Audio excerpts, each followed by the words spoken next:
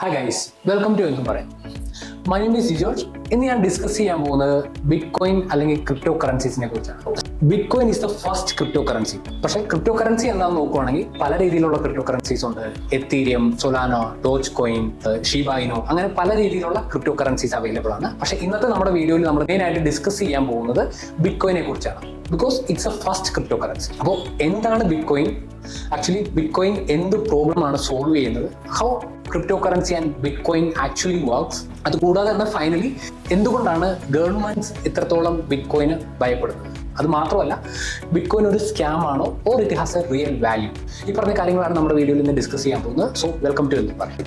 Crypto currencies actually replacing അവർ currency system. എങ്ങനെയാണെന്ന് ചോദിച്ചു കഴിഞ്ഞാൽ, നോർമലി നമ്മുടെ ഇന്ത്യൻ റുപ്പീസ് ആയിക്കോട്ടെ, ഡോളേഴ്സ് ആയിക്കോട്ടെ, ലോകത്തിലുള്ള എല്ലാ കറൻസിനെയും റീപ്ലേസ് ചെയ്യാനുള്ള കേപ്പബിലിറ്റി ബിറ്റ്കോയിൻ ഉണ്ട്. അത് എന്തുകൊണ്ടെന്ന് ചോദിച്ചു കഴിഞ്ഞാൽ, നമ്മളിപ്പോൾ നിയർലി യൂസ് ചെയ്യുന്ന എല്ലാ ട്രാൻസാക്ഷനും നമ്മുടെ ഡിജിറ്റൽ മണി എന്ന് പറയുമ്പോൾ നമ്മൾ ഗൂഗിൾ പേ ആയിക്കോട്ടെ, നമ്മുടെ credit card, debit card, bank transaction, ഇതെല്ലാം ബാങ്കുകൾ റെക്കോർഡ് ചെയ്യുന്ന അവരുടെ ഡേറ്റാ ബേസിസിലാണ് സേവ് ചെയ്യുന്നത്. അപ്പോൾ ഇതിനുള്ളൊരു ആൾട്ടർനേറ്റ് സൊല്യൂഷനാണ് ബിറ്റ്കോയിൻ അല്ലെങ്കിൽ crypto currency. Crypto currency also working in the same format. ഓരോ ട്രാൻസാക്ഷനെയും റെക്കോർഡ് ചെയ്യുന്നത് ഡീസെൻട്രലൈസ്ഡ് മാനറിലായിരിക്കും. ഡീസെൻട്രലൈസ്ഡ് മാനർ എന്ന് പറഞ്ഞു കഴിഞ്ഞാൽ ഒരു സിസ്റ്റത്തിലായിരിക്കില്ല, പല സിസ്റ്റത്തിലായിട്ടായിരിക്കും ഈ ട്രാൻസാക്ഷൻ്റെ ഡീറ്റെയിൽസ് ഉണ്ടാകുക.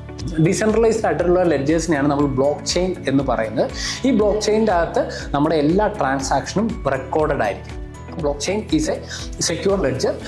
ആ ലെഡ്ജറിൻ്റെ അകത്ത് നമ്മുടെ എല്ലാ ട്രാൻസാക്ഷനെയും റെക്കോർഡഡ് ആയിരിക്കും. ഇന്നെ ഒരു ബ്ലോക്ക് ആയിട്ട് അതിനെ റെക്കോർഡ് ചെയ്തിട്ടുണ്ടാവും. അപ്പോൾ ഈ blocks as A unique identifier. ഓരോ ബ്ലോക്കിനും ഓരോ യുണീക്ക് ഐഡന്റിഫയർ ഉണ്ടായിരിക്കും. അപ്പോൾ ഇതിനെ നമ്മൾ ഹാഷ് എന്നാണ് പറയുന്നത് നോർമലി. അപ്പോൾ ഈ ഹാഷ് നമ്മുടെ ബ്ലോക്ക് ചെയിൻ ടെക്നോളജിയിലെ പ്രീവിയസ് ബ്ലോക്കുമായിട്ട് കണക്റ്റഡ് ആണ്. അപ്പോൾ അതുകൊണ്ട് തന്നെ ബ്ലോക്കിനെ മോഡിഫൈ ചെയ്തെങ്കിൽ മാത്രമേ ഇതിനെ ഹാക്ക് ചെയ്യാനോ പറ്റത്തുള്ളൂ. അപ്പോൾ സെയിം ടൈം നമ്മൾ മൾട്ടിപ്പിൾ ബ്ലോക്സിനെ ഒരേ ടൈം ഹാക്ക് ചെയ്തെങ്കിൽ മാത്രമേ ഇത് പോസിബിൾ ആവുന്നു.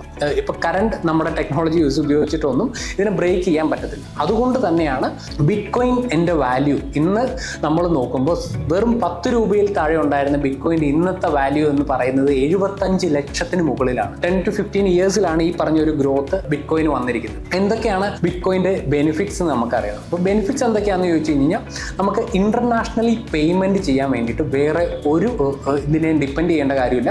നമുക്കിപ്പോൾ US UK ലോകത്തിൽ എവിടെ വേണമെങ്കിലും ഇന്റർനാഷണൽ പേയ്മെന്റ് പോസിബിൾ ആണ്. അതും ലെസ് ട്രാൻസാക്ഷൻ ഫീസ്. നമുക്കറിയാം, ഇന്ത്യയിൽ നിന്നല്ലാതെ പുറത്തൊരു കൺട്രിയിൽ നിന്ന് നമുക്ക് എന്തെങ്കിലും ഒരു പർച്ചേസസോ കാര്യങ്ങളോ ചെയ്യണമെന്നുണ്ടെങ്കിൽ ഡോളേഴ്സ് ത്രൂ ആണ് നമുക്ക് ഇന്റർനാഷണലി പർച്ചേസ് ചെയ്യാൻ പറ്റത്തുള്ളൂ. നമ്മുടെ കറൻസി കൺവേർഷൻ ചാർജസും കാര്യങ്ങളെല്ലാം ഇതിൻ്റെ അകത്തേക്ക് ഇൻവോൾവ് ആവും. അപ്പോൾ ഒരു ബാങ്കിൻ്റെയോ വേറൊരാളുടെ സപ്പോർട്ട് ഇല്ല, എക്സ്ചേഞ്ചിൻ്റെയോ സപ്പോർട്ട് ഇല്ലാതെ നമുക്ക് ഇന്റർനാഷണൽ ട്രാൻസാക്ഷൻസ് ചെയ്യാന്ന് പറഞ്ഞ് വളരെ ബുദ്ധിമുട്ടുള്ള ഒരു കാര്യം. ഇതിന്റെ വാല്യൂ എങ്ങനെയാണ് കൂടിയതിനുള്ള ഒരു പെർഫെക്റ്റ് എക്സാമ്പിൾ ആണ് ഇപ്പം ഞാൻ പറഞ്ഞത്. ഡീസെൻട്രലൈസ്ഡ് ആയിട്ട് ബിറ്റ്കോയിൻ മൈൻ ചെയ്യുന്നത് കൊണ്ട് തന്നെയാണ് ഇത് വളരെ സെക്യൂർ ആയിട്ട് ഇരിക്കുന്നതും. 2008-2009 കാലയളവിലാണ് ബിറ്റ്കോയിൻ ഫസ്റ്റ് ആയിട്ട് ലോഞ്ച് ചെയ്തത്. പക്ഷെ അപ്പോഴും ഒരു ട്രാൻസാക്ഷൻ വാല്യൂ, ഒരു മാർക്കറ്റ് വാല്യൂ ബിറ്റ്കോയിൻ ഉണ്ടായിരുന്നില്ല. പക്ഷേ 2010 ഒരാൾ 2 പിസ്സ ഓർഡർ ചെയ്യാൻ വേണ്ടിയിട്ട് 10,000 ബിറ്റ്കോയിൻ കൊടുത്തിട്ടാണ് പിസ്സ ഓർഡർ ചെയ്തത്. ഇന്നത്തെ മാർക്കറ്റ് വാല്യൂ വെച്ചിട്ടാണെങ്കിൽ ഒരു ബിറ്റ്കോയിൻ 75 ലക്ഷം വെച്ചിട്ട് 10,000 ബിറ്റ്കോയിൻ.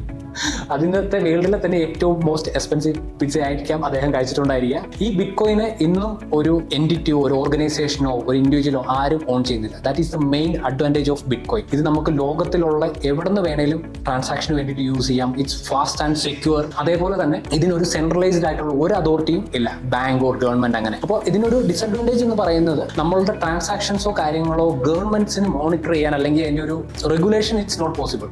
റെഗുലേഷൻ പോസിബിൾ അല്ല എന്ന് പറയുമ്പോൾ അവർ മെയിനായിട്ട് ക്ലെയിം ചെയ്യുന്നത് ക്രിമിനൽസ് അല്ലെങ്കിൽ ബാക്കിയുള്ള ആളുകൾ ഇതിന് വേണ്ടിയിട്ട് യൂസ് ചെയ്യുമെന്നാണ്. പക്ഷേ 15 ഇയേഴ്സ് ഹിസ്റ്ററി നോക്കുവാണെങ്കിൽ 1% താഴെയുള്ള ആളുകൾ മാത്രമാണ് ബിറ്റ്കോയിൻ ക്രിമിനൽ ആക്ടിവിറ്റീസിന് വേണ്ടിയിട്ട് യൂസ് ചെയ്യുന്നത്. പക്ഷേ അതിൽ കൂടുതലാണ് ക്യാഷ് ആളുകൾ ക്രിമിനൽ ആക്ടിവിറ്റീസിന് വേണ്ടി യൂസ് ചെയ്യുന്നത്. അപ്പോൾ there is no point. Bitcoin mining എന്ന് പറയുമ്പോൾ തന്നെ നമ്മൾ ബിറ്റ്കോയിൻ ട്രാൻസാക്ഷൻ, ഓരോ ട്രാൻസാക്ഷനും വേണ്ടിയിട്ട് വളരെ കമ്പ്യൂട്ടേഷണൽ പവർ റിക്വയർഡ് ആണ്. നെറ്റ്വർക്കിൽ ഒരുപാട് കമ്പ്യൂട്ടേഴ്സ് ആവശ്യമുണ്ട്. അപ്പോൾ ഈ കമ്പ്യൂട്ടേഴ്സിനുള്ള ഒരു റിവാർഡ് എന്നുള്ള രീതിയിലാണ് ബിറ്റ്കോയിൻ മൈൻ ചെയ്യുന്ന കമ്പ്യൂട്ടറുകൾക്ക് മൈനിങ് റിവാർഡായിട്ട് ബിറ്റ്കോയിൻ കൊടുക്കുന്ന ഒരു പോളിസീസ് ഉണ്ട്. പക്ഷേ അത് ഗ്രാജുവലി ഇപ്പോൾ ഓൾറെഡി 19.5 ബില്യൺ ഓളം ബിറ്റ്കോയിൻസ് മൈൻ ചെയ്തിട്ടുണ്ട്. നിങ്ങൾക്ക് നോക്കിയാൽ അറിയാം, വേൾഡിൽ ടോട്ടൽ അവൈലബിലിറ്റി ഓഫ് ബിറ്റ്കോയിൻ എന്ന് പറയുന്നത് 22 ബില്യൺ മാത്രമാണ്. അപ്പോൾ ബാക്കി വരുന്ന ഒരു 1 or 2 ബില്യൺ മൈൻ ചെയ്യാൻ വേണ്ടിയിട്ട് it will take another 120 years. പണ്ട് ഇനിഷ്യൽ സ്റ്റേജിൽ ഭയങ്കര ഫാസ്റ്റ് ആയിട്ട് മൈനിങ് നടക്കുമെങ്കിൽ ഇനി വരുന്ന 100-120 വർഷം കൊണ്ട് മാത്രമാണ് ബാലൻസ് ഉള്ള ബിറ്റ്കോയിൻസ് മൈൻ ചെയ്ത് തീരത്തുള്ളൂ. അപ്പോൾ നിങ്ങൾക്ക് നോക്കിയാൽ അറിയാം, ലോകത്തിലുള്ള big companies like Amazon, Flipkart, Tesla,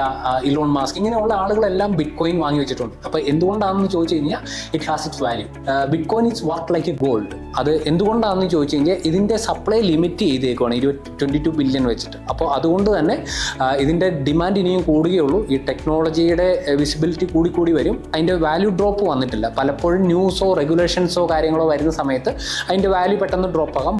മെയിനായിട്ട് നമ്മൾ ഫോക്കസ് ചെയ്യേണ്ട ഒരു കാര്യം, ഈ ടെക്നോളജീസ് എങ്ങനെയാണ് യൂസ് ചെയ്യുന്നതെന്ന് നിങ്ങൾ മെയിനായിട്ട് മനസ്സിലാക്കുക. നിങ്ങൾ നോൺ ഫഞ്ചബിൾ ടോക്കൺസിനെ കുറിച്ച് കേട്ടിട്ടുണ്ടോ? NFT എന്ന് പറഞ്ഞു കഴിഞ്ഞാൽ നമ്മളൊരു ഡിജിറ്റൽ പ്രോഡക്റ്റോ ഡിജിറ്റൽ അസറ്റ്സോ ഓൺ ചെയ്യുന്നുണ്ടെങ്കിൽ നമുക്ക് അതിൻ്റെ യുണീക്ക് ഓണർഷിപ്പ് നമ്മൾക്ക് അസൈൻ ചെയ്യാൻ പറ്റുന്ന ഒരു ടെക്നോളജിയാണ് NFT എന്ന് പറയുന്നത്. അപ്പോൾ NFTs പർച്ചേസ് ചെയ്യണമെന്നുണ്ടെങ്കിൽ നിങ്ങളുടെ കയ്യിൽ ലക്ഷക്കണക്കിനോ കോടിക്കണക്കിനോ രൂപയോ ഡോളറോ ഉണ്ടെങ്കിൽ പോലും നിങ്ങൾക്ക് NFTs പർച്ചേസ് ചെയ്യാൻ പറ്റില്ല. സോ നമുക്ക് എപ്പോഴാണോ NFTs പർച്ചേസ് ചെയ്യേണ്ടി വരുന്ന ഒരു സിറ്റുവേഷൻ വേൾഡിൽ വരുന്നത്, that time we should have crypto currency. നമ്മുടെ കയ്യിൽ ക്രിപ്റ്റോ കറൻസീസ് ഉണ്ടെങ്കിൽ മാത്രമേ NFTs പർച്ചേസ് ചെയ്യാൻ പറ്റത്തുള്ളൂ. ക്രിപ്റ്റോ കറൻസീസ് ഇപ്പോഴും നമ്മൾ ആക്ച്വലി യൂസ് ചെയ്യുന്നുണ്ടെങ്കിലും പക്ഷേ അതിനെ എക്സാക്ട്ലി അതിൻ്റെ നമ്മൾ ഉപയോഗിക്കേണ്ട രീതിയിൽ ആളുകൾ യൂസ് ചെയ്യുന്നില്ല. സോ നമുക്ക് നാളെ എന്ത് പർച്ചേസ് ചെയ്യാൻ വേണമെങ്കിലും, നാളെ ഒരു ഹോട്ടലിൽ കയറിയിട്ട് പേയ്മെൻറ്റ് ചെയ്യാൻ പോലും ക്രിപ്റ്റോ കറൻസീസ് വെച്ചിട്ട് ചെയ്യാൻ പറ്റും. അതിൻ്റെ ഒരു അഡ്വാൻറ്റേജ് എന്ന് പറയുമ്പോൾ in between there is no middleman. ഒരു സെൻട്രലൈസ്ഡ് ആയിട്ടുള്ള ഒരു സിസ്റ്റം അവിടെ ഉണ്ടായിരിക്കില്ല. ഗവൺമെൻറ്റോ അതേപോലെ തന്നെ ബാങ്ക്സോ ഇൻ ബിറ്റ്വീൻ ഉണ്ടാവില്ല. നമ്മുടെ ഇരുന്ന് ട്രാൻസാക്ഷൻ ചാർജ് എടുക്കാനോ അല്ലെങ്കിൽ നിങ്ങൾ എന്താണ് ഇത് പർച്ചേസ് ചെയ്യുന്നത് ബ്ലോക്ക് ചെയ്യാനോ ഒന്നും ഗവൺമെൻറ്റിനോ ഇതിനോ പോസിബിൾ ആയില്ല. അതുകൊണ്ട് തന്നെയാണ് ഈ ഗവൺമെൻറ് ക്രിപ്റ്റോ കറൻസീസിനെ ബാൻ ചെയ്യുന്നത്. അവർ ബാൻ ചെയ്താലും ഈ ക്രിപ്റ്റോ കറൻസീസിനെ ബാൻ ചെയ്യാൻ പറ്റില്ല എന്നുള്ളൊരു റിയാലിറ്റി കൂടി നിലനിൽക്കുന്നുണ്ട്. Which means it's worked in a decentralised manner. അപ്പോൾ അതുകൊണ്ട് തന്നെ ഇവരെ എന്തൊക്കെ റെഗുലേഷൻസോ കാര്യങ്ങളോ കൊണ്ടുവന്നാലോ ക്രിപ്റ്റോ കറൻസി വിൽ ഗ്രോ.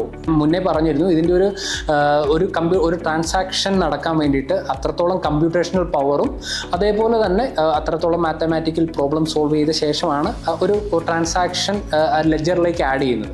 അപ്പോൾ സെയിം ടൈമിൽ നമുക്കിത് ബ്രേക്ക് ചെയ്യണമെങ്കിൽ അല്ലെങ്കിൽ ഇത് ഹാക്ക് ചെയ്യണമെന്നുണ്ടെങ്കിൽ അത്രത്തോളം കമ്പ്യൂട്ടേഷണൽ പവറും അതേപോലെ തന്നെ ഡീസെൻട്രലൈസ്ഡ് ആയതുകൊണ്ട് മൾട്ടിപ്പിൾ ബ്ലോക്സിലുള്ള മോഡിഫിക്കേഷൻസും ആവശ്യമാണ് ഇത് ഹാക്ക് ചെയ്യണമെന്നുണ്ടെങ്കിൽ. അപ്പോൾ ഇത് നിയർലി ഇമ്പോസിബിൾ ആയിട്ടുള്ള ഒരു കാര്യമായതുകൊണ്ട് തന്നെ ഇത് വളരെ സെക്യൂർഡ് ആയിട്ടുള്ള ഒരു ടെക്നോളജിയാണ്. Personally I support bitcoin and cryptocurrencies. അപ്പോൾ ഇതിൻ്റെ ഒരു ഡിസഡ്വാൻറ്റേജ്, എല്ലാ കാര്യങ്ങൾക്കും ഒരു ഡാർക്ക് സൈഡ് ഉണ്ടെന്ന് പറയുന്നത് പോലെ തന്നെ ഇതിൻ്റെ ഒരു മെയിൻ ഡാർക്ക് സൈഡ് എന്ന് പറഞ്ഞു കഴിഞ്ഞാൽ വോളറ്റാലിറ്റി എന്ന് പറഞ്ഞു കഴിഞ്ഞാൽ ഇന്ന് $1000 ആണെങ്കിൽ നാളെ നിങ്ങൾ നോക്കുമ്പോൾ $500 അല്ലെങ്കിൽ $200 ആകാനുള്ളൊരു ചാൻസസ് ഉണ്ട്. അപ്പോൾ ഇതിൻ്റെ ഫ്ലക്ച്വേഷൻസ് വളരെ വലുതാണ്. പക്ഷേ ഇതിൻ്റെ അകത്ത് മെയിൻ കറൻസീസ് ഉണ്ട്, like bit coin, Ethereum, Solana, ഈ പറഞ്ഞ കറൻസി അല്ലെ ബിനാൻസ്, ഈ പറഞ്ഞ കറൻസിയുടെയൊക്കെ വാല്യുവേഷൻ വളരെ സ്ട്രോങ് ആണ്. പക്ഷേ ഇതിൻ്റെ അകത്ത് ആൾട്ട് കോയിൻസ് ഉണ്ട്, ഒരുപാട് ഫേക്ക് പ്രൊജക്ട്സും ഫേക്ക് കോയിൻസും വരുന്നുണ്ട്. അപ്പോൾ അങ്ങനെയുള്ള ഇതിൻ്റെ അകത്തേക്ക് നിങ്ങൾ പൈസ കണ്ട് വീഴാതിരിക്കുക.